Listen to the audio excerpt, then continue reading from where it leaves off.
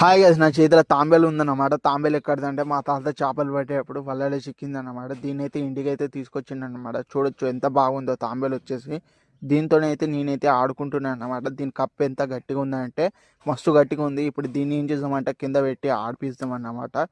ఇప్పుడైతే తాంబేని కింద పెట్టినన్నమాట. ఇప్పుడు దాని తలక ఎట్లా తీస్తుందో చూపెడతా చూడండి. అట్లా ఎట్లా నడుస్తుందో కూడా చూపెడతా.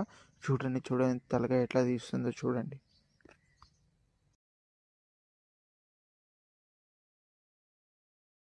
ఇప్పుడైతే తాంబేని పిలుద్దాం, వస్తుందో రాదో చూద్దాం.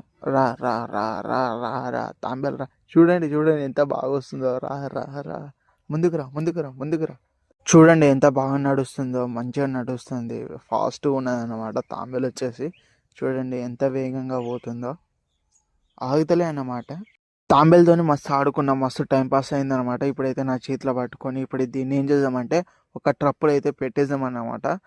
తాంబేలు ఇంట్లో ఉంటే మస్తు మంచిది అన్నమాట. ఇప్పుడైతే మనం అయితే తాంబేని అయితే ఒక వాటర్లో అయితే పెట్టేద్దాం.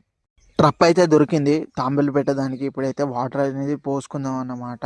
పోసుకొని తాంబేలు అల్ల పెట్టేసి మూత కప్పేసాం. ట్రప్పునైతే నీళ్ళతో అయితే రింపేసిన. ఇప్పుడైతే లోపలైతే తాంబేని అయితే పెట్టేసిన, మూత కప్పేసా. ఫైనల్గా మన పని అయితే అయిపోతుంది. ఇది రోజు వీడియో. ఐ హోప్ అందరికి నచ్చింది అనుకుంటున్నా.